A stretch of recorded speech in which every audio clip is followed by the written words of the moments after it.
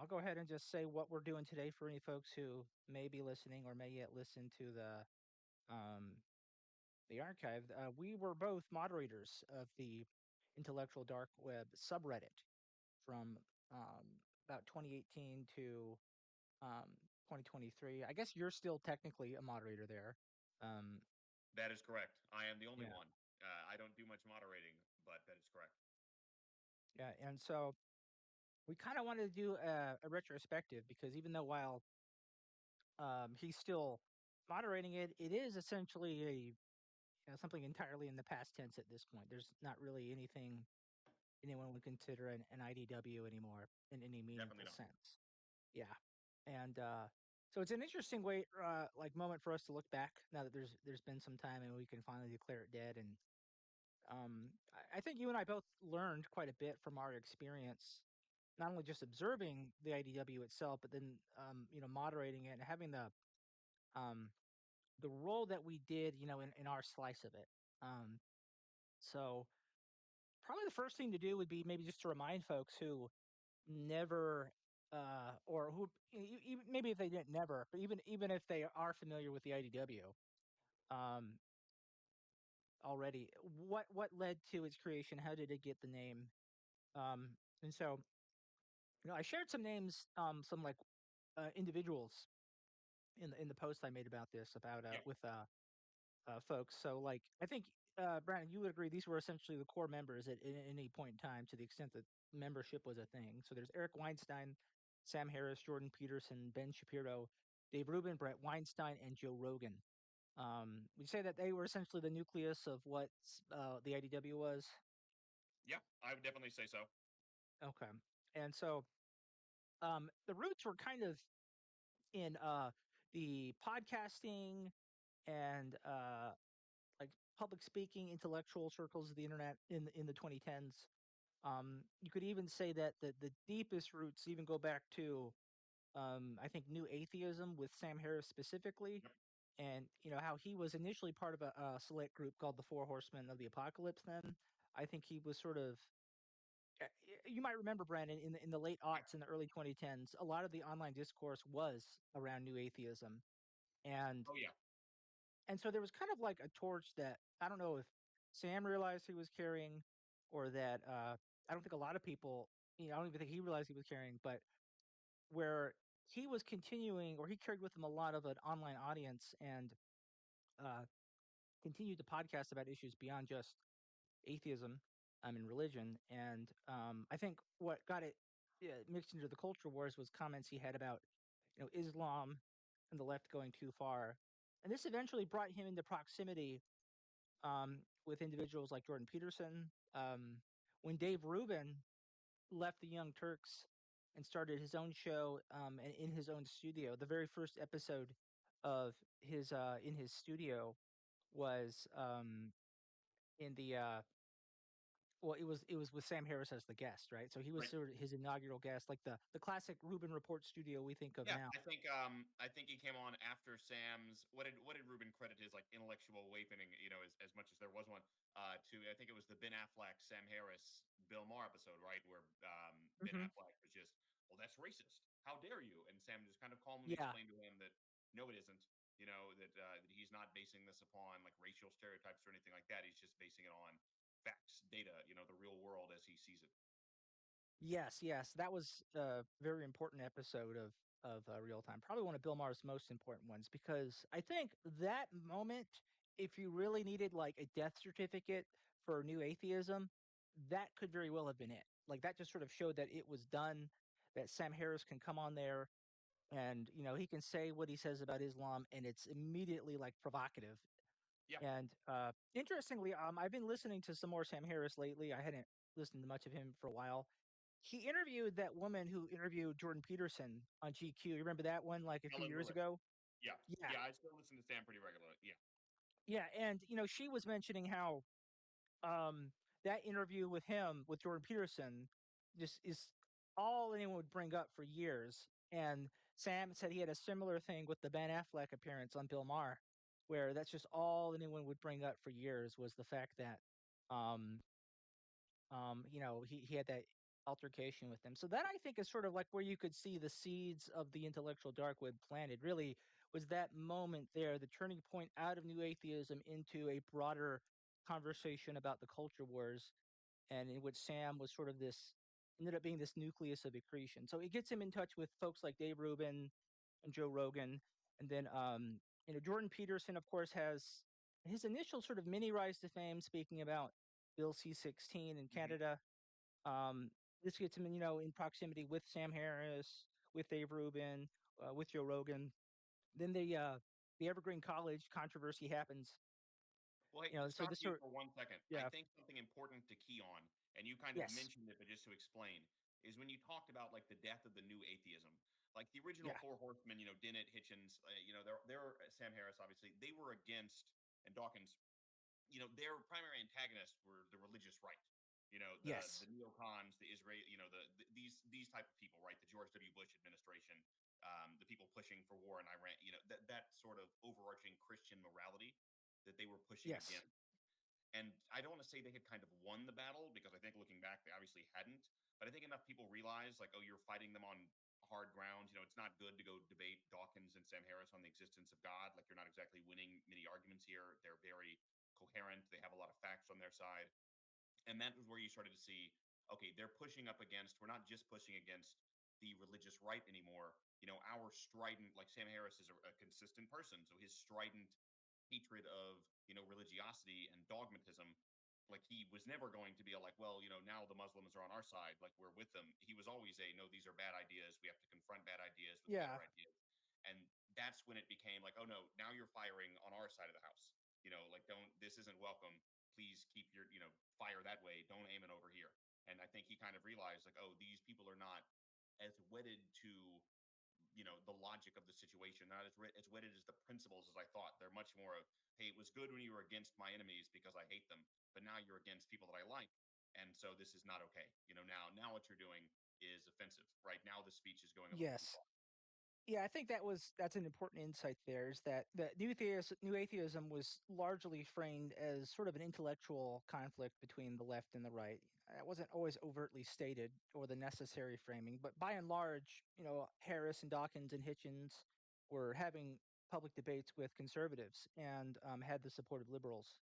And the IDW kind of shows a shift into the same sort of type of internet public figure intellectual, but where they seem to clash more with the left. I don't think that was necessary, but I think it was a bit more overt in that way as we go on, right? Because as I was listing things off, right, like Jordan Peterson's like Bill C-16 thing, right? That had to do with in short, the mandatory pronoun use for trans people in Canadian schools by professors. Yes. What happened with Brett Weinstein at Evergreen College? That was the left wing activist uprising that happened on the campus, in which he was, I think, not just figuratively, but Right, I think you could say physically chased off of the campus, Yes. Yeah. he and his wife, and, Very rarely. while he had many colleagues who, reached out to him privately to said that they agreed with what he said, about, 'cause, he got the blowback for speaking up against the day of absence, which it was, being not exactly demanded, but heavily insisted that white students not come to campus that day. Right. And, Brett simply made the point, there's a difference between black students choosing to do this for Yeah, themselves the difference is consent. and The difference is yeah, one is voluntary, one is we're trying to show how valuable we are, by not being here so you notice and respect us versus stay home, you're not wanted. Right? And which just makes right, perfect sense. right, and so there's a principle thing there, right? And Brett doesn't really have a problem with, let's say, African American civil rights activism, right? But he has, there's a certain principle, which is like, don't make people do things, right? They're choosing to do this so they can send a message. It doesn't work if you make white students participate and make them, deliver a message. Similar thing with the mandatory pronouns. Jordan Peterson Right. basically said, "Look, I don't really have an issue with these students, but you're talking about a law of compelled speech. There's never been anything like this, even if its focus is very, very narrow, right? In principle, why should we be making people say things, especially at a university?" And so it wasn't really like it wasn't something that started out with a lot of beef necessarily for any particular group, but it's just like there's no reason to transgress on these principles. And Sam Harris, like we mentioned with the Bill Maher episode where he conflicted with Ben Affleck, he had that conflict, and then you have they're sort of the individuals that are having collisions with the activist left, and Right. then And an important um, addition here while we're on Brett was with Brett comes Eric, right? yes, Who is a very much a let's build something. And I think he still is. Like this is what he wants to do is he kind of sees the problem, right? And he has these schemes and these plans and he wants to build something coherent to kind of push back. And it's like I think they said this early in the beginning. It's like herding cats, right? It's going to be more difficult than just well, now we have a name and an article in the New York Times, and now it's legitimate. There was always, I think it was never quite as close and coherent of a group as probably both of us and tons of other people thought at the time. It's something I yeah, think a lot about looking back. right, and that I think that's an interesting sort of role that you mentioned with Eric. So you have like I think people like Sam, Jordan, Brett, who and obviously Ben Shapiro, but he's more seeking it out, so it's less surprising for him because he was always openly partisan. But um, Yeah, him and Sam are some of the only ones who have been very consistent over the past, let's say 8 years. yes, Like they believe the actually, same stuff they believed then. This may be a little bit yeah, sharper in the argument, but a lot of other people have grown and been changed by both, fame and the rise of influence and everything. And Sam Harris and Ben Shapiro to believe the same stuff they did then. yeah. Well, and so it's interesting to see because what you're basically, I think what we're getting at is like things get into motion and then things change, right? So it starts out like they're having the moment. Joe Rogan and Dave Rubin basically are like the two main platforms that all these people appear on at least once. And then Eric kind of shows up, and even though he's not really a part of this, he sort of becomes like a meta commentator of everything else that's happening with these folks. And he's, so this, these sort of things come together in 2016 and 2017. And as we get into 2018, the very like first week of the month, I think, Sam, Eric, and Ben have this speaking event together that was later uploaded as a special episode of a waking up slash making sense that Sam titled the intellectual dark web because Eric coined it in the course of that conversation. Yes.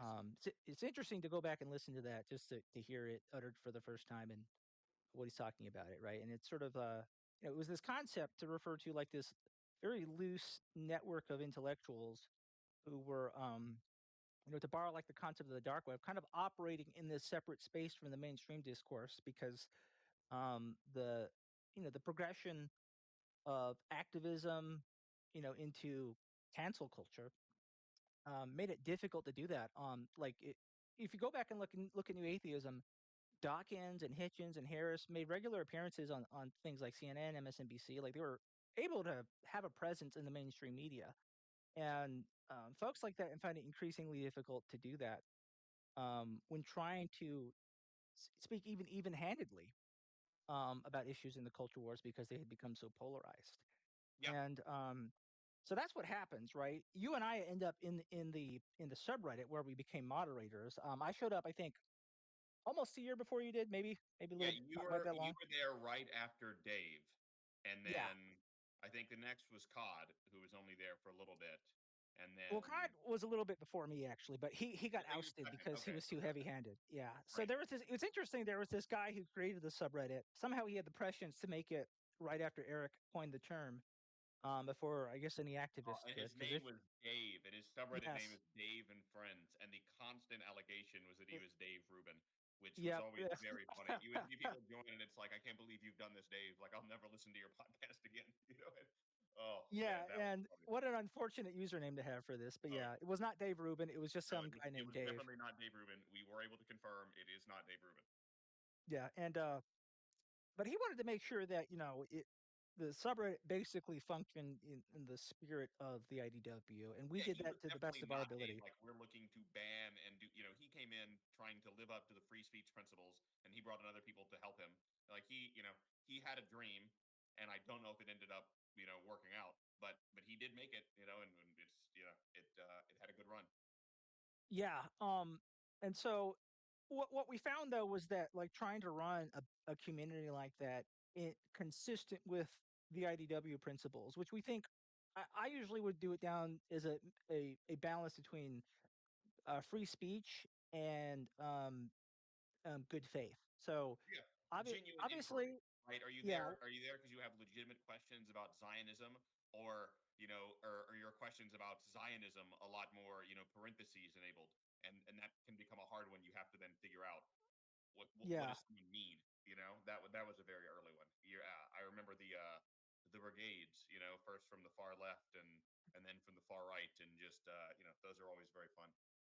yeah. And what we had to wrestle with was the fact that the two brigades that came from the left and the right, they had different goals and different approaches, and it was very difficult to figure out like in real time like what the standard should be.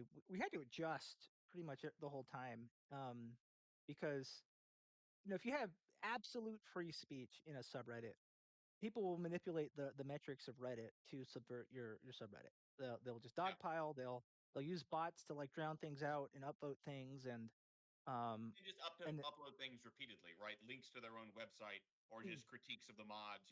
Oh, my thing got taken down. Actually, the mods are evil. It's just a very continuous level of, like I don't think I'd ever heard the word censorship anywhere near as much before joining the community. And then we would get like you guys are part of the the big tech censorship of like renegade thinkers. And it's like, no, we don't work for, we're not doing the same thing like Zuckerberg and previously Jack Dorsey were doing on Twitter. Like you just spammed the N-word, so we removed the post. And it was like, why am I being censored? That's one of those. It can be very hard to live up to the principles of let people say whatever they want. Because that's what Jordan Peterson believes, and I'm trying to do what he would want me to do when they just refuse to act in good faith, right, on the part of a community. yeah. And I would say the two ways I think the left and the right wing brigades, and they came in different waves, differed is that the left brigaders were openly more hostile even to the concept of the IDW. They immediately wanted to label it as a right wing thing that you could, where it was just it's absurd to think that wanting something like the IDW could be left at all. And then the right wing folks were there essentially to do the other half of that, basically to plant a flag in it and sort of have it as their turf in the, I think what was for them a broader territory competition on the whole of Reddit, to have Yeah, subreddits that would be taken over by the right before the left could get them. yeah. There was sort of this turf warfare where I feel like the right especially felt like they had to hold the line wherever they could, and I would say I don't. Yeah, it's It's like not quite as they had very little redoubts, right? And they're like, we're gonna hold on to every inch of ground that we have, and this one is one of ours, right? Because it yeah was, because we weren't by not being explicitly left wing, we were then then it becomes a right wing space. Is just what tends to happen. yeah, and there's some ironies there because I think if you look at what happened to like the main figures of the IDW, right? So there's the names I put in the post that I shared, and then there are other names that got added to it over the next year or two that were sort of in some ways IDW related. I mean, Um, who tangentially related has had a bigger rise than Barry Weiss, who coined, who wrote the mhm, article that made it mainstream. Now she's the CEO of CBS. yeah, and a lot of them went off in weird directions. I think there were not really any that became more left as a result of their experience in the IDW, but there are Maybe figures Sam who, Harris. But I think he's just more stridently anti-Trump. He just hates him. With the fury of 1,000 suns. So there's outside of that, I think he still believes. Like something. Here's something to think about. Right now, what do Sam Harris and Ezra Klein disagree on? Like probably nothing. They're on the same side of the big anti-Trump war and coalition. Whereas they had one of the most controversial social issues debates. What is that? The big race and IQ debate they had in like yeah, 2017 or 16. Do you remember that one? And it was a yeah, I whole like do. we gotta cast Sam Harris out of the building. Like Sam is not one of us. And to Sam's credit, like though they hated him, he never became like a Trump guy, even though that was who liked him. They were like, "We want you to like Trump. Like, we back you." Like, no, you're right, Sam. Like, you just got to see. And he absolutely refuses. So, to his credit, he is stuck to his principles. That's and I think a lot of them are still wrong, like they always have been, but he sticks to them. Like a lot of people have changed, and Sam Harris is the same guy. I think Sam is the most consistent, because he's basically this in the same spot where he was, like, when the whole thing started. But, it's like, Dave Rubin went from saying, "I'm still a liberal, I'm still a progressive," in, like, the first, like, season of his Oh yeah, podcast to, I mean, I don't know what from he a is centrist anymore, but now to now I'm a right winger who's cool with who is pro abortion to then like he's now I think he's a full on Christian and like abortion is bad. Which I'm not sure how you shit. I'm not sure how you square being like a devoted born again Christian with having a husband as a man. Like uh, you know that's fine if you can do one or the other. If you're doing both, it doesn't really make logical sense to me. That's but that's fine. Dave can do what he wants. yeah, and I don't know if I would say, Joe Rogan is quite right wing, but, like, he's certainly in the Trump camp at this moment, and has been for a little while. And, Yes, so he made his way there, and, I don't think Brett Weinstein became right wing, but he certainly became, like, one of the leaders of, like, the right wing, like, contrarian like, COVID contrarian narrative, right? I think I he's I don't still part exactly. of the COVID man. Every time I go to like start to listen to his podcast, it is just more COVID stuff, and I can't do it. I've got Yeah. yeah. There's too much going on. Yeah, well, I mean, for me, it's just sort of like I loved all the stuff he had about evolutionary biology, and that kinda just Yes, disappeared because of COVID, and, yeah. so That is, I think, something like and we'll get to this later, I'm sure. But what I'm thinking that there are two kind of if you're looking at like who killed the body, who killed the IDW, why is it here? What are the suspects? I have to think one of those is COVID, and the other one is probably the repeated the Trump administration. I would have to guess where they divided on that and they divided on COVID, and it just probably fell apart from there. well, I think there's a lot of things. I think, something like the IDW didn't necessarily have to fail as a concept, but if we look at, like, just the different angles of it. So for one, with the left, like, if we fault anyone who was associated with the IDW for becoming more right wing, I mean, I would agree if you were just take a glance at it and summarize it, you could say the IDW got subsumed into the right, and that's kinda correct. And like Um, the broader anti woke grouping, Yeah, right? Where it's and like and more and of it them was are with it ceased Trump, to be not in support of distinctly Trump. Right, nonpartisan. It ceased to right. be distinctly nonpartisan, and there was a point where that happened, I would agree, at least, and that's effectively what killed it. But, if you look at it from the people in the left who are antagonistic, so if you think about, like, the trolls who came into our subreddit and were constantly just trying to, like, debate IDW talking points. Intellectual dork web, yeah, yeah, Yeah, those people. Yeah. yeah, it to me, it should come as no surprise when left-wing activists declare somebody to be their enemy, like the idea of we're gonna have an open face for space for free speech in good faith. To declare that to be some kind of enemy, I don't think it should come as a surprise that, a lot of those folks eventually say, "Okay, I guess the left is my enemy," because, I again, I don't know folks like Dave Rubin or Joe Rogan personally. I don't know Brett Weinstein personally, but to the extent that they became more aligned with the right over time, they were really given no reason to think that there'd be any breadcrumbs on the left just in Yeah, that period of time. Both from complete what yeah, I saw how they audience were capture is treated a and then real how thing. we had to put out those fires in the subreddit ourselves in real time. Yeah. No, audience capture is a real thing. If you're a liberal, let's say you're Dave Rubin and I believe in my heart I'm a liberal, but I think Trump is right on these couple issues, and you comment on that, you will get the right-wing people who will write in and say, "Of course, Dave, you're finally seeing it. You're such a smart guy. Like I knew someone like you would come around. You got to stick with us. Consider X, Y, and Z also." And what you're probably getting from the left is like, "You're a traitor. I can't believe you would do this. You have betrayed us. You're blah blah blah blah blah." You then think like, okay, well, why am I going to your instinct is to side with the people who are being nice to you, who are like, no, you're smart and great, and you're just seeing it, Dave. And that's why I'm going to go with those people who are acting very friendly versus the people who seem to hate me now. Like, what kind of incentives you to go back that direction? Yeah, and I mean, in the long run, like it's perfectly consistent with human nature that somebody given enough time will just side with the people who are decent to them and who don't like look at what their essential function is. Like, "Oh, I'm doing this IDW stuff," as just instantly inimical to the left. I think, Right. and then a lot of people on the left will be like, "See, I told you," but it's like you were kind of backing them into the corner of being your enemy for like, say 4 years straight. I mean, what else were they gonna do?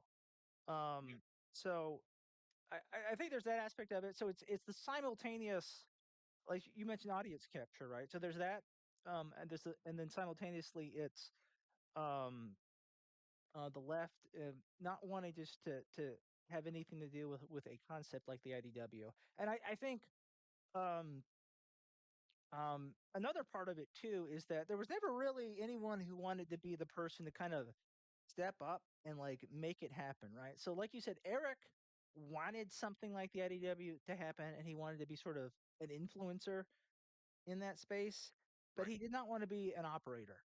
He did not want to like be managing or facilitating it directly in any way and getting things set up and in motion. I think one thing that didn't help either is Jordan Peterson might have been a person to do that, but then after he had his coma and his medical Yeah. issues, one that took him out of the scene for like almost a full year, and two, he just isn't the same after that. That No, clearly he's not, affected man. him. No, he's Yeah. not. And it's one of those where, I'll just say, as basic as I can. Like Jordan Peterson was a huge inspiration to me. Like Uh-huh. 2015, I'm like fat and fresh off a divorce and, in like a dead end job. And like I really got my life together because mostly I think due to him. I heard him on the first time he was on the Rogan episode and I was like, man, this is the guy. I stayed up watching like Lion King personality diagnoses, to see I got a lot from him. Like I met him Yeah. in person in like 2020 at one of these shows, and he was in Austin, or I don't know, 2019, somewhere around there. That was I shook his hand. I was like, "Hey, man, like I want you to know how much it means to me." So when he talks to people like that, like I have been one of those people who goes up to him like, "My life is different now because of you." But it is one of those like because of that, I went and read all of these things and I've listened to all these things and I've tried my best to learn all of these things. And so then when I see him later, comment on like geopolitical issues, it's like, well, Jordan, this is a really bad take. Like Russia didn't actually invade Ukraine because of, LGBT issues. Like that's not true, man. Like you've fallen for the level of propaganda that if you followed your own advice, you wouldn't fall for that. So that's what you're saying. He's just not. There was something that he was coming on that he was just tapping into and there still is that level of like male like young male angst for like I wish I Yeah. could do more in the world and I'm not. And I think someone like Chris Williamson is doing a great job, the guy from Modern Wisdom is doing a great job of kind of tapping into that now, and he said the same thing. Like I met him at one of these meetups 4 or 5 years ago in Austin as well for I think it was for Slate Star Codex. And he was like, dude, I wouldn't be where I was if not for Jordan Peterson. Like I was a book cover model, the kind of a dummy who didn't pay that much attention to stuff. And he dove fully into this. And now, he's hosting huge podcasts bringing on like evolutionary biology. So like Jordan Peterson was an inspiration for a ton of people to make both their lives better and that like I'm a better husband, father, coworker, all of these things because of him.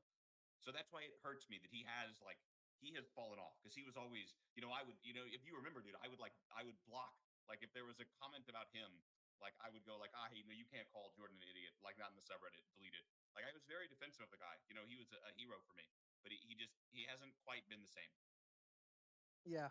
And and I think some of it kind of shows like, he wasn't just his health issues, but like he was probably the most attacked of anyone in the IDW. Oh yeah. And I think that had an effect on him, right? As He well. was out there telling them like you can be better and make your community better and make the world better. And the response is mostly like you're evil, die in a fire. Please stop talking. And I think that messed with him, man, because I think he really believes he's doing good. You know? Yeah, and I think anyone watching that, it affects them, and so there wasn't really anyone to, like, make the IDW into more of a thing, and, you know, it needed that in order to get anywhere, and, we did our part to try and make it better, and, it didn't really amount to much. As you remember, though, as I was saying, there, um, wasn't much, that was really improving over time, and, we were really just finding endlessly frustrating, constantly just having to, um, moderate these fights that were happening in the subreddit, try to give people a functioning subreddit, and usually just being met with spite for it. Right. Um, So I kept trying. I would often just try to organize things that were more productive rather than just battling grounds for people to have stupid circular debates. And even that was difficult to do. And sometimes it would just be these one-off things. Toward the end, I tried to do that an IDW focused 501c3, Right. and that never really took off. I mean, pretty much as soon as we got 501c3 status from the IRS, the other two board members had a falling out with each other, and and you can't have a 501c3 without three board members. That's the Things minimum you cannot make up. board member. Yep, and it's just classic IDW. It's just a little stupid thing caused him to fall out, and then there it goes. And associations like that are short lived. And another thing that affected me too is because I so this is sort of an interesting space in the fact that we're both on here not anonymous. But I was always not anonymous. I never concealed my identity throughout my time doing this. This is the first time Oh, you've actually. I think so, probably. And I think we've done. I might have said my name, in like podcasts. I know we've done a couple before, but yeah, usually I've just been on Reddit, and it's just I'm Yeah. on there as my Reddit name, and yeah, I'm just very, most of my political opinions, like I'm comfortable, even in the like the Great Awakening, I would have never gotten any, most of my political opinions are pretty moderate, pretty libertarian centrist stuff. So I'm not I think even in the bad times, it was never so much about that. It's just there was a level of vitriol online and hatred for really anything related to. I mean, this is like early Trump administration stuff. We're like peak resistance, and this IDW is kind of seen as like a right wing thing. So there was like just an immense backlash that just like I would not want these people messaging me and knowing who I was, so they can go find me on like Instagram or Facebook or something and send things like that. So you were always a little braver than I was about that. Well, to your point, like I mean, we know what happened to me, right? Right, To right. give some Yeah, context. right. Yeah. Maybe I was doing the right thing given how it Yeah. worked out. So, yeah, to give the context to folks, because I don't necessarily expect anyone here was active on Reddit. But while we're trying to run this IDW community, and when I became a moderator there, it was about 3,000 subscribers. By the time I left, I think it was about 120,000 subscribers. Yep. It I was think it in was like about 7 or 8 when I got on. It was very slow going in the beginning. You remember that, yeah, man? We were celebrating, like, getting to 20, getting to 30. yeah, and it got into like the top, like I think 2% of subreddits by subscriber size. So it was quite large and active, and that just made more work. So it's all this work. That's one thing, right? Now the reason I was never anonymous is I created the Reddit account because I was actually politically active in the Democratic Party. Yeah, Um, you ran for office at a very young age. yeah, and so I just I just wanted to have a Reddit account with my real name on it, and I just saw no reason since I thought what the IDW was important for a healthy democracy to hide myself like that, and it would be sending exactly the wrong message that like I wouldn't be willing to say who I am. And then I eventually did get blowback, and I lost a job over this. It was actually though not random online activists. Um, Rather, it was a disgruntled coworker who actually had beef with me, really more pertaining to stuff that happened at work. And so he went looking online for something he could hit me with. And so what he ended up doing was finding some things I had said in the IDW, both in Reddit and there was a Discord server.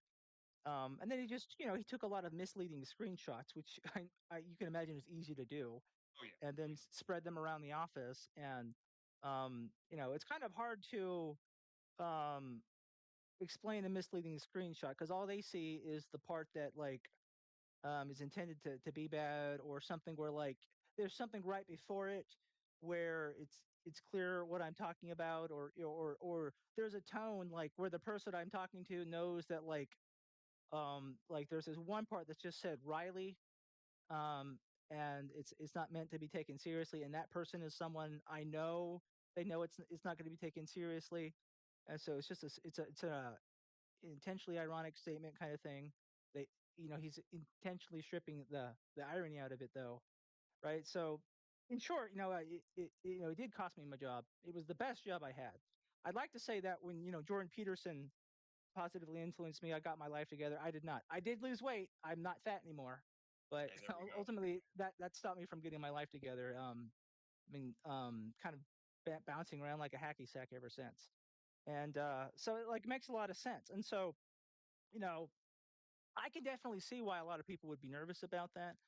I think it's another thing where people from the left should take a lesson. Like a big part of why as I was like a progressive Democrat, I was a I big just say fan because of you Bernie were a Sanders. Mojito and they have hounded you, and so Yeah, yeah. one thing I did not like about cancel culture as a Bernie Sanders supporter, I don't consider myself an anything supporter now, so it's just completely out of that. But um, is that it made absolutely no sense to me to be so angry about wealth inequality and just the outright hostile and exploitative nature of capitalism. We better get some members Like of the working class fired for their Y retrogressive opinions. yeah, it's like knowing people are constantly facing eviction, knowing that if people have health care for them and their families, getting them fired over a difference of opinion means that they can't provide that for them anymore, Joe, right? but you have some bad thoughts. You I got to know, think but about it's that. like I could just never wrap my mind around it. It just seemed to be spitting on everything that was decent in my eyes about, what Bernie stood for to intentionally weaponize capitalism as I saw left-wing activists doing it. Through cancel culture. And then when you talk to them about that, they'll be like, "Well, we're just holding people accountable," and never holding themselves accountable for anything. Like it's just if they because a lot of times, I would feel like half the cancellations I've seen over the last 10 years have been things that were outright bullshit or like 90% exaggerated, and therefore whatever blowback resulted just wasn't deserved. And um, so that was my issue. Um, I will say, however, it's like the community became aware um, of what happened to me. I didn't necessarily see a lot of sympathy about what had happened, and that sort of was like a signal to me that maybe this IDW thing isn't all it's cracked up to be. Uh, but and so the nonprofit thing was like a last sort of hail mary at it, and then when that failed, I realized, well, it's just there's nobody who really wants to have enough skin in the game to make this work. And, like, there's no reason for me to be the only one taking any kind of hits. Um, so, I mean, eventually I just concluded people have had time to, like, make this work.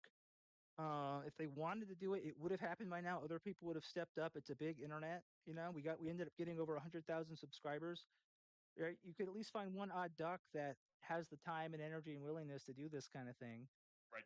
besides me, and it just didn't happen. So You were very consistently trying to make it something that mattered, right? As opposed to just people kind of shit posting and debating on the internet. And a lot of people said they also wanted to do that, but what is it? The revealed preferences, right? No, they didn't, because if they wanted to, they would have, but that's not really what people well, wanted. it's funny. I mean, over the years, there would be comments and stuff of people saying things. Yeah, I would like something like X, Y, or Z, or something like this should happen. And it's just, I mean, I feel like we probably saw, maybe a couple hundred comments like that to some effect over the years. And but it's just what you believe. I think is what you do. Um, And I think there were a lot of folks who wanted somebody to provide them an IDW, but really it's, think about the web part of the name. The web is it's every node in the web, right? It's not just one person who spins it. Um, and I think depending on that, I think people depended on that. There was sort of this is called the moral hazard, I think. Um, right? They were expecting Yeah. somebody else to do something about it, and then when somebody else did something about it, they just um didn't take that opportunity that was dangled right in front of them. Which It's, again, it's I'm part gonna of a say, partially a bystander effect thing too. It's like, well, surely somebody will give enough of a shit to help, but but I will say, people are allowed to let it die. Like if that's all they wanted the IDW to be, that's fine.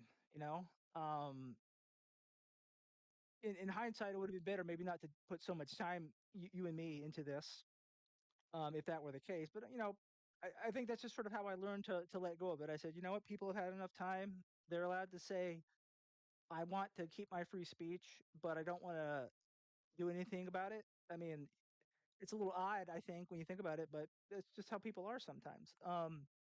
So, and it ultimately changed my view of free speech because by the end of it, I just began to see free speech not as a principle in the eyes of a lot of folks, but as something that got commodified. And, it's not like I don't think to the extent that you see the right as the defenders of free speech today, it has a lot to do with it being this principle they hold dearly. well, I think there are yeah, it's things. definitely I mean, we're seeing that in real time. It's like, well, now we have the power. So how deeply do we hold that principle? Yeah, Trump is clearly doing some forms of retributive censorship against the left, sort of saying like, it's almost like how a parent punishes a child, right? Well, you were greedy, so now you have nothing, kind of thing, like an ironic punishment. Right. Um, and it remains to be seen if it'll become more generalized. But like that's the thing; it became kind of commodified. Like free speech is this cool thing that you get to have for being a cool person, which is somebody on the right, as they're concerned. And I people what's funny is people who would complain about censorship would message us about like, "I think this person's a troll trying to brigade the server." It was a long time oldie at the in the subreddit that they just weren't familiar with, and we knew who that person was, and we said, like, "No, look, they just genuinely believe the opposite view of you on this, and they're not a troll who's trying to brigade the server. They've been active in this community for a year. You literally just showed up like a week ago." Um, there was just so much distrust, so much desire for people to silence each other but want us to defend their free speech. And it just, there at the end of it, I just sort of started thinking of people, no, fuck you and fuck your free speech. I don't care who gets censored anymore. It's so strange to think about how I have changed in that way, like how this experience changed the way I actually feel about things like free speech. Yeah. I mean, it becomes real to you when you actually have, and like I say, power extremely tenuously because we're fucking Reddit mods, not anyone with like real power. But like, if someone is going on some sort of like long tirade about how like the moderators are evil and the subreddit is part of the destruction of, like I remember the classic one. It's like, yeah, there are way too many Jews in the IDW and all of these things, and it's like, yeah, I think I'm just gonna ban this. Like, before, like we'd always have these debates and like we'd send things in the group chat like, can we do this? And we would like vote on it. And it comes to a time where it's like, I respect your free speech rights. I don't think you should be kicked off of Reddit, but like you can't post here. Like if you're just gonna do a like, sure are a lot of Jews. Like I know you're allowed to ask questions, but I know what you're doing, man. Like we all know what you're doing. It's one of those like you're not playing by the spirit of the law. You're playing by the letter of the law. And the spirit is much more important to me. Like what are you here trying to do? You know? Yeah, the topic of Jews is something that was always really a thorn in the side of the subreddit. I think what Ben really, Shapiro, Sam Harris, the yeah, Weinstein brothers, fucking Dave Rubin. Yeah, I mean, there was always, that was when there were the brigades of like it wasn't just what was that subreddit called? God, like there was a one of those like racist subreddits. It was not like white people I can't remember what it specifically was I don't called. know, man. But it I was don't one rem that was quarantined and then later banned, but it was when they were quarantined that they would do these, like, long-running brigades and, like, "Why don't you Oh, have, like." was it Chapo Trap House? No, no, that was the left-wing one, man. That was Oh, the okay. left-wing one. They did get quarantined and banned too, I think for celebrating the death of public figures, very bad Oh. people. Um, I can't remember what happened to that one, man, but I remember going on there to argue with them, because they were like brigading our subreddit, and it's just like it's just all about Jews, man, and it just drives me crazy. Like this level of like, there sure are a lot of Jews. Like I can't trust them with the Weinsteins and they're open. Ben Shapiro, he's not one of us.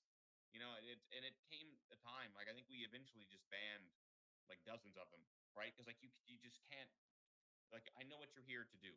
We know what you're here to do. And then it was the same thing with like the Chapo Trap House people. Like you're just here as some sort of like weird turf war, you know?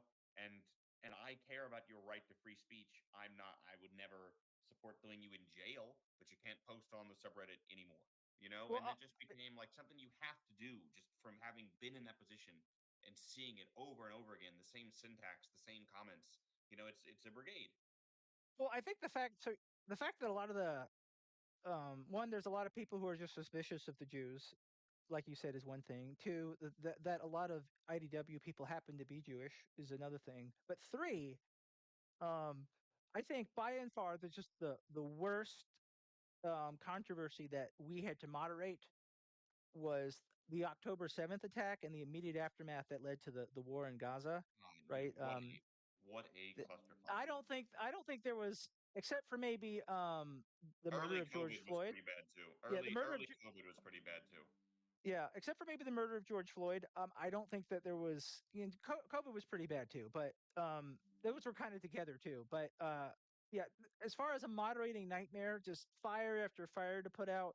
October 7th was like the worst thing to happen in that subreddit. And what did not help was the fact that it was right around the time we got our nonprofit status with the IRS, and so I was trying to, do some promotion for what our plans were there, all while like the biggest drama bomb ever in the servers going off, and just nobody had any added or mindset for something productive like that. So that didn't help either. But the fact that October 7th, of all the things that came out, like October 7th, is interesting in that you just got an immediate response from the left and the right.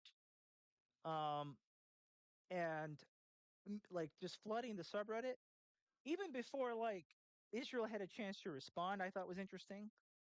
But you just saw people immediately. So like it's not even clear that this is a two-way conflict yet, and yet you immediately have people going into the narratives about it and flooding the subreddit and getting into nasty arguments over it and just led us having to ban a lot of people.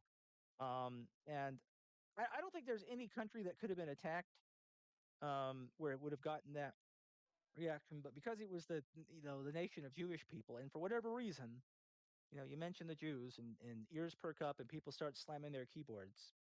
Um, that's what happened there. So yeah, it was tough in that way. It was a really ugly way actually for the IDW as a subreddit to go out. I mean, I think you would agree that was really the turning point where we just said because I left shortly after that, um, and then you kind of just did the subreddit on autopilot for a while. I mean, there was the issue with um, that uh, uh, that other moderator that you let kind of have the wheel for a while under. Yeah. Yeah, but Yeah, I think we th- th- brought him on. We brought him uh, on, and then yeah, you left because yeah, dude. I mean, just frankly, you were putting in a lot of work that people really didn't seem to give a shit about. So I completely understood why you did, and then later again. But yeah, we let chat. I don't actually know his name. His Reddit yeah. username was chat, and then some numbers. I think 949. A good dude. Honestly, I still see him on the subreddit sometimes. Just got a little bit like, oh, I'm in charge now. Ban, ban, ban, ban, ban, ban, ban, ban, ban. Well, And he he brought started. on a couple. He brought on like a couple of I don't know how else to say this, and this is fucking. While we're getting into controversial topics, let's end the Jews and move on to transgender stuff. He brought on a couple of like transgender moderators, and essentially very strictly enforced, like, if you misgender someone, that's a ban. To the point that I started getting messages from people who I hadn't seen forever, and like we'll go back. Like Joe was always very active in the community. I was initially very active in like posting, 2017, 2018, 2019 as it became more in the moderating space, I essentially stopped posting anything. I couldn't even tell you the last time I posted anything other than like a mega thread, or moderation updates. Like I just don't really do that anymore. I didn't really involve myself much with the space outside of moderating it. So, a lot of people just wouldn't see me forever, until I'm, removing some of their content or anything. So I just let chat run it, just full disclosure, a busy guy, 3 kids, job, like we have a lot going on. So, I let chat run most of it and he very swiftly ran it into the ground. Whatever side you want to take on transgender stuff, you can't enforce it at I'm banning anyone who disagrees with me. Like our You subreddit know, is a debating chat subreddit. chat is a great example of why, for me, it is really impossible, or not impossible, but almost impossible to truly trust somebody who is an avowed leftist because he basically did from the playbook, like what they do, which is like he's like, hey, I'd Yeah, like to be involved in the the solo Epstein community. stuff. And he saw that you were looking for moderators. And here's the thing: when he was a junior moderator, he followed the rules to a T. He did not try to go over them. What he did not respect, however, when he was given autonomy to run the subreddit, really just under your light-handed governance, he did not respect what the spirit of the IDW was and why it even exists and why it's a thing that's worth having moderators in the first place. As soon as he felt like he could get away with it, he immediately started imposing his more strict left-wing views. Admittedly, he could have been a lot harsher about it. Like he could have gone full totalitarian, and he did not. But the fact that as soon as he was able to push some buttons that he couldn't push, he began pushing them. Like he had some words that were like, there's like a word filter. I didn't even think to ever use this option. He started filtering out words so that they would never like anything would be automatically removed that had these words in it. And one of them I think was transgenderism. He had Yes. transgenderism removed, and I think the other was degenerate, which that's not a nice thing to say, but I think there are contexts in which you could write it out. Like for example, if you were to write the word degenerate, right? Right. Yeah, Then things that have gets continued removed. to degenerate. Yeah, yeah. Yeah, it's like you're saying. I think that there's probably a very high correlation, like it's a Venn diagram where the circles don't overlap of people posting things that I would think are bad and people calling people degenerates. But you can't just keyword ban. Like Yeah, that's you not how we are it, supposed to run things. the system was somebody reports it for being an insult, and then we ban them for insulting the person. Because if you're insulting someone, you're going out of a good faith conversation. In which case, why are you in the IDW? Get out. Um, Right. Right. eh, Yes, like I think that you should be able to say I think that you should be able to say something like, I disagree with gender identity and do not think you are, whatever new gender. I do not think that you should be able to go on there and say, like, you are an abomination in the eyes of the Lord or something ridiculous like that. Right. That's like you're not contributing to debate or a discussion in a good faith fashion. right. And again, and it gets kind of it's by putting those filters in. Also, he was basically doing the compelled speech thing, more or less, which is again, if you think about the roots of the IDW, I think you even messaged me one time like if there's like pronoun rules in the subreddit, then it's basically not the IDW anymore. And then you intervene to remove him. And we did like a, um, we did a, uh, what's funny because we had that thing we jokingly called Order 66. Then we did a real Order 66 on chat and his moderators. You remember that? Oh yeah. I mean, it comes. You just can't run it in a way that is so against the principles that we said. If we're going to give you the wheel, you have to drive the car this way. And he's like, absolutely not. We're swerving very far. Yeah. And so yeah, that was one thing. It's just he abused power as soon as he could get away with it.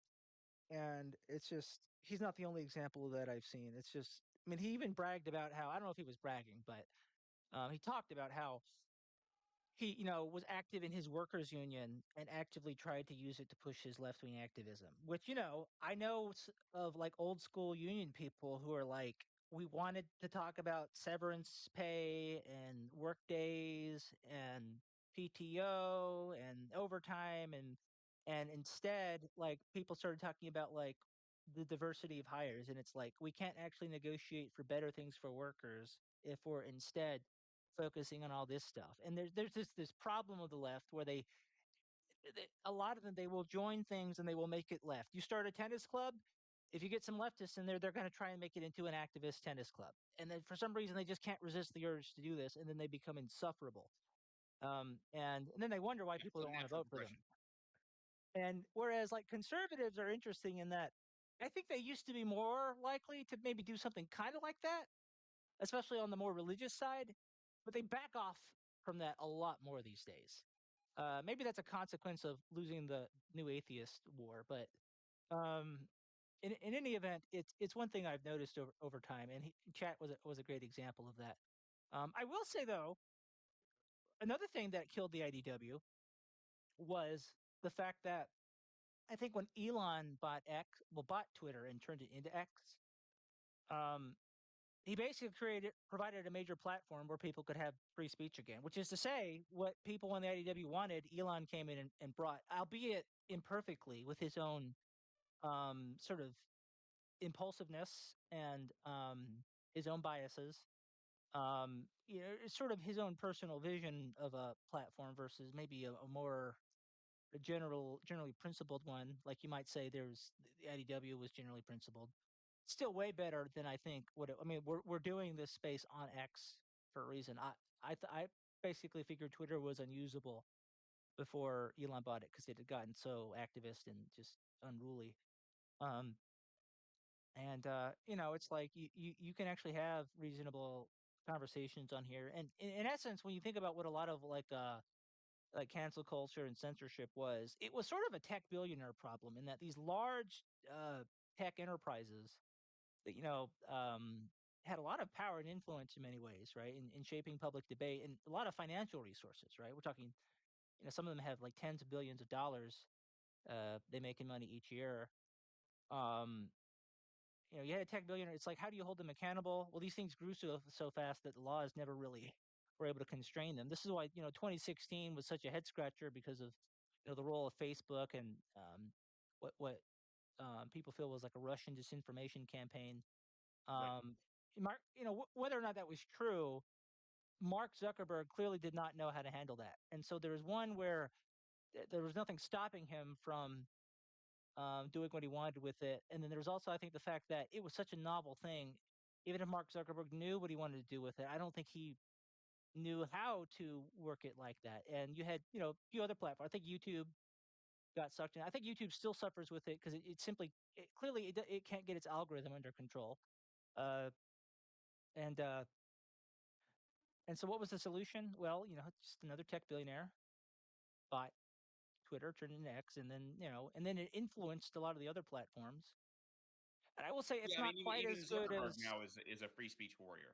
Yeah, Bezos has bought the Washington Post and is devoted to free speech and free markets. Like the yeah, culture of vast censorship from our tech overlords is just not really the case anymore.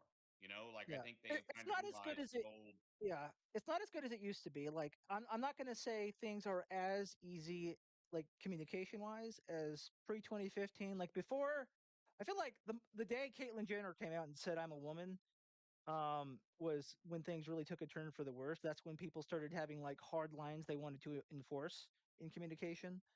Um, and Uh, so it's not quite like that, but it's definitely not as bad as it was, like, when you think about, like, 2020, like, during the peak of COVID and, all the white guilt people felt about George Floyd being killed and all that shit.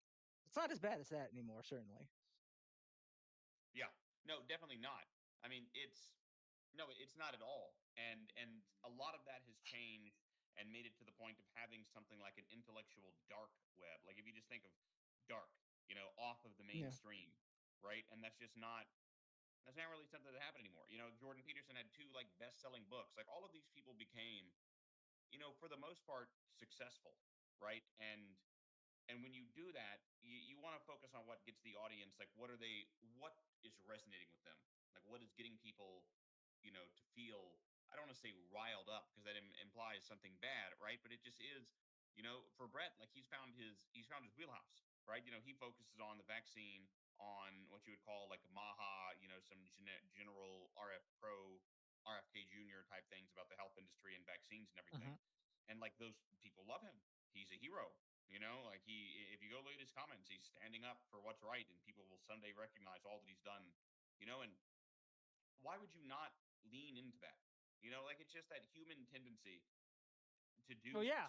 yeah, it's just what's going to happen. No, definitely. It's like, and I think about that myself. Like, I when I think about, like, where I'm going in life and what I need to do, I think about the feedback I'm getting, right? And, so one reason why, like, if we talk about, like, focus on, my personal journey, I went from being a progressive Democrat to I actually or filed to cancel my voter registration last spring. So, like, spring of this year.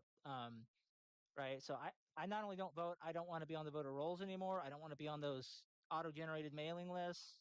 I don't even want to think about voting. I'm completely removed from that, right?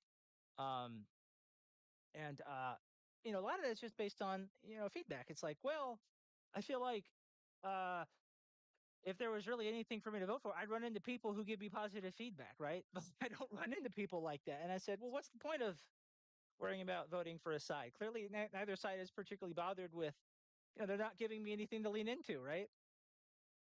And so it makes sense, right? And I don't really hold that against Brett. COVID is technically within his wheelhouse in a way. Being an evolutionary biologist, there's ways in which it's a topic he can talk about, even though he's not an immunologist or a biologist or whatever the usual experts or competencies would be. But yeah, it definitely makes sense. And I don't hold that, especially when you think about how He got there because he got chased out of what his dream job was before. So it's like, Right. what do you expect? Yeah, I mean, it's one of those where I think, like, the more I look back on it, I don't know what I ever thought would happen. Like there Uh-huh. was like this was all America is a two-party country because of the way a first past the post system works, right? It is inherently built that way. So if one side starts to lose, their incentive is to kind of lean in. So you're always going to, every election is like 50-50, which kind of reflects where the country is at. And it's just so deeply partisan. Like the idea that, as Trump continues to do things that, like, well, Sam and Ben can just put the politics aside and agree on the importance of free speech. Like that just doesn't reflect the climate that we live in right now. Like Mhm. that's just not where things are at. Yeah. And yeah, so free speech is I guess no longer really a thing people are really worried about, or if they are, they're not very sincere about it. Um, and so that's something that's changed. In any event, it was interesting. I'm definitely wiser for it. In that sense, I'm glad that I did it. Um, I think you know, like you said, it's hard to see like where things will go. Well, so like we didn't really know what this would become. Life is extremely unpredictable. Um, Yep. I think a lot of people, when the IDW started, there was this feeling that a thing was going to form out of it. That Tree of Life was going to grow out of this miraculous seed, and that didn't quite happen. And I think in hindsight, it's not too surprising. Um, but that's how life is. It's very difficult to predict what will happen.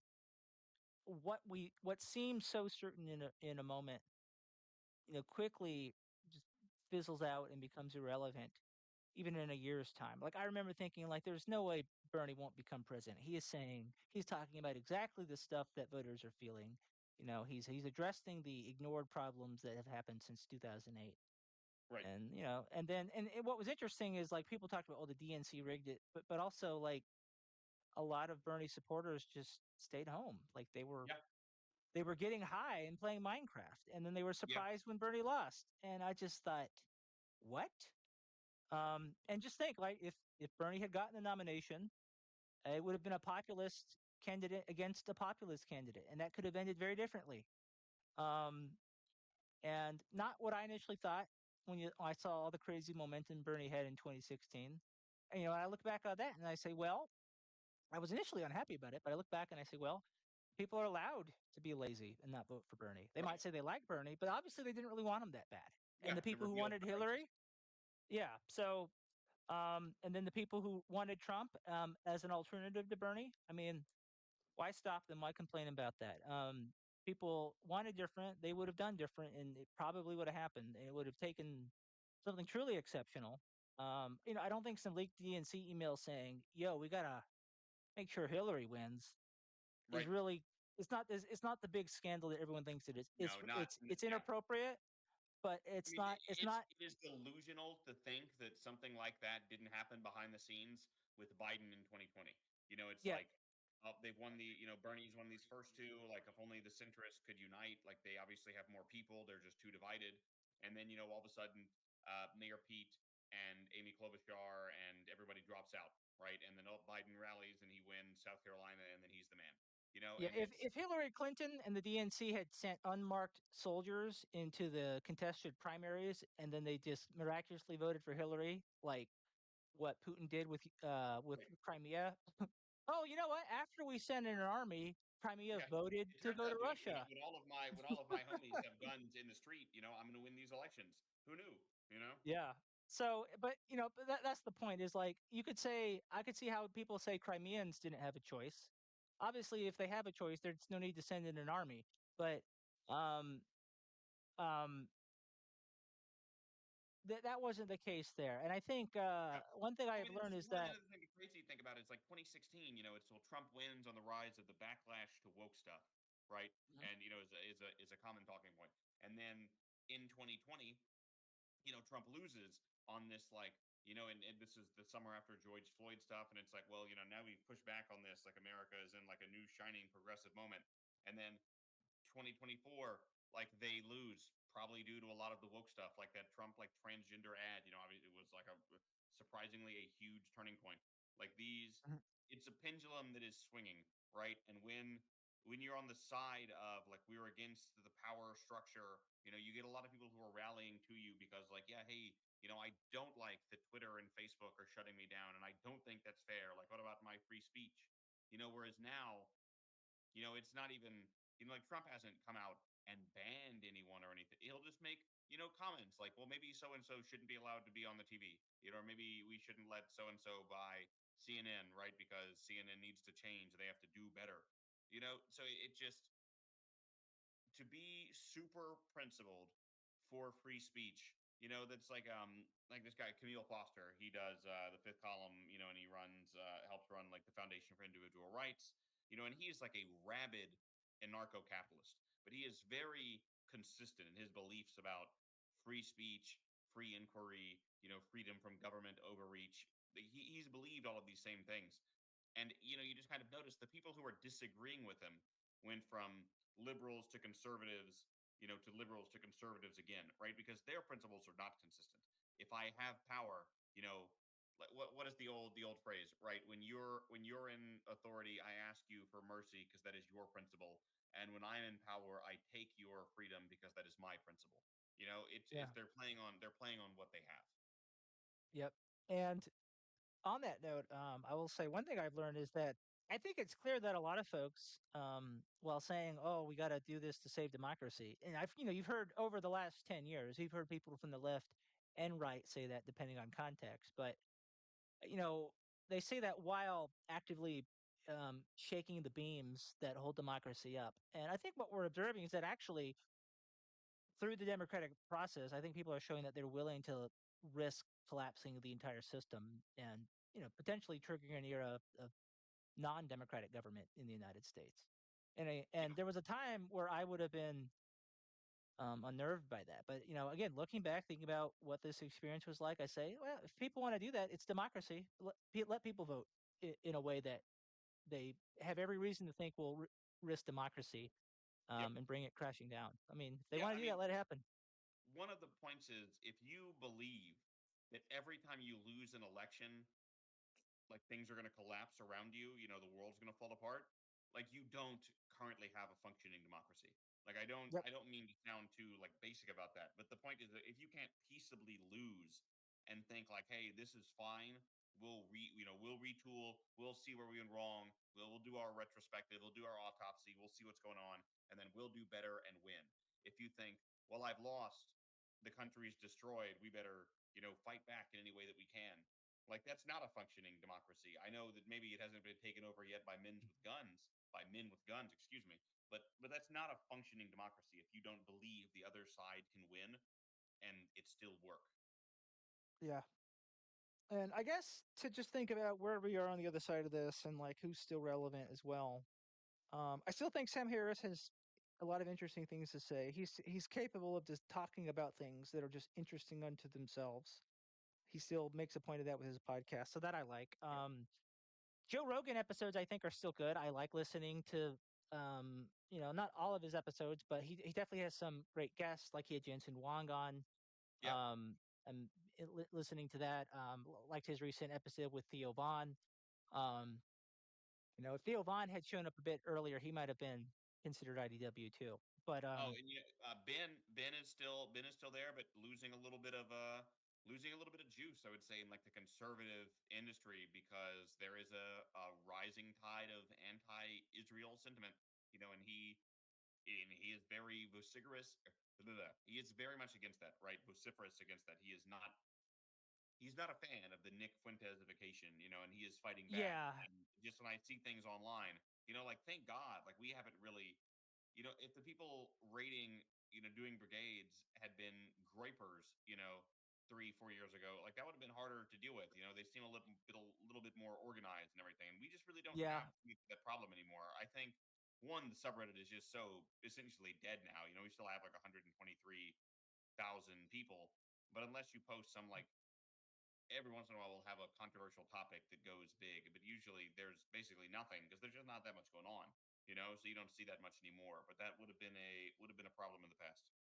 Yeah, and then, I think another thing that made Ben less interesting is that he built a media empire, and he's managing a very large business now compared to when the IDW started. So he's Oh yeah, just not the same sort of, like, I wanna say, grassroots intellectual, if that makes sense, that he was before. And then, um, uh, Eric Weinstein, who was really, like, probably the most important name of the IDW names.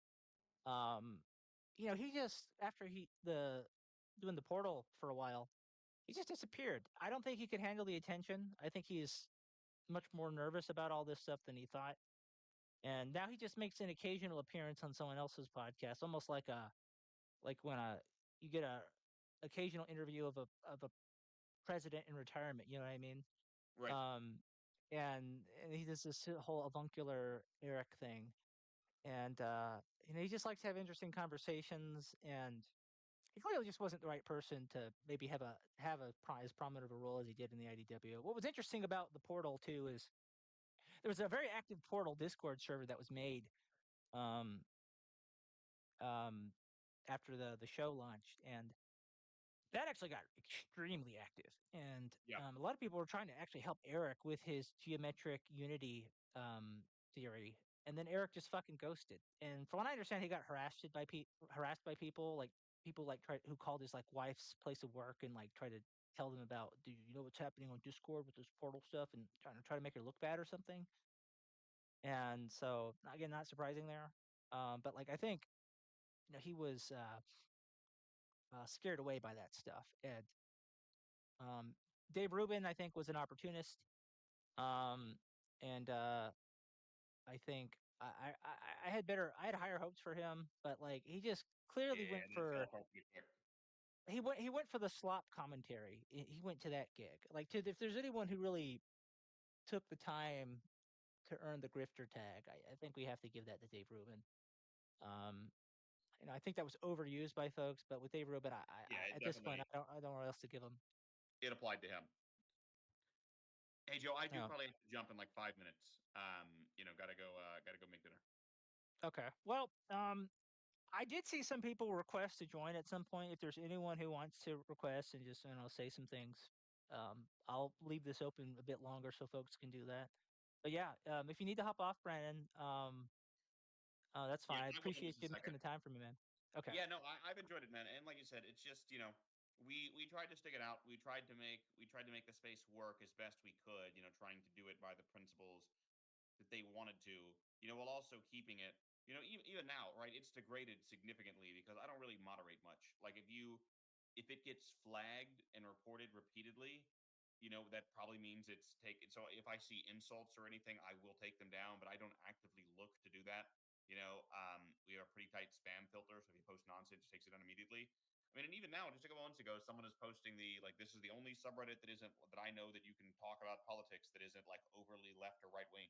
And so like that is almost all just the fragments of something we spent a lot of time building and trying to show like you can come here and disagree and try to talk, right? And it didn't really work because nothing like that can really work on the internet. But it worked better than most places is what I would say that we did. And though we had greater goals for we wanted for the community, it's better run than most places, right? And that's just I think because of the vibe that we tried to lay down from the beginning.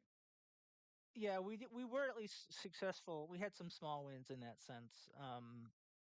There were a lot of folks, the well-behaved members, as unfortunately few as they were.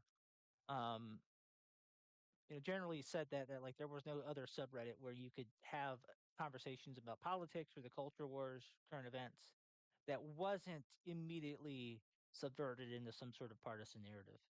Yeah, yeah, completely agree. Okay, well, I don't see anybody maybe stepping up saying they want to chat for a bit or offer some thoughts. So I will go ahead and wrap this up. Thanks for joining with me again, Brannon. Even though I think this might be like the third time we ever actually had a any kind of a voice chat of any kind. So Right. um, yeah, it's been good keeping in touch with you and circling back on this. So uh, you know, this was an interesting journey. Yeah. Learned a lot about America, about myself. So thank you for your role that you played in it. Oh, back at you, man. I'm glad we still keep in touch. I think we're the only real former members that do. Which is good. We yeah, learned a lot having to actually do it and see what trying to build a political community looks like. Yeah. Okay. Well, folks who listen, thanks for stopping by. There's gonna be an archive of this as well. And if you had interest in any of this, if you ever want to learn more about IDW stuff as we experienced it, we're not opposed maybe to doing another space or something. You can just leave a comment or something, and we'll see if there's any other. If we want to have a part two or a narrower focus, just make a comment about that and see how it goes. Anyway, thanks, folks. Take care. Happy holidays. Happy New Year. Bye.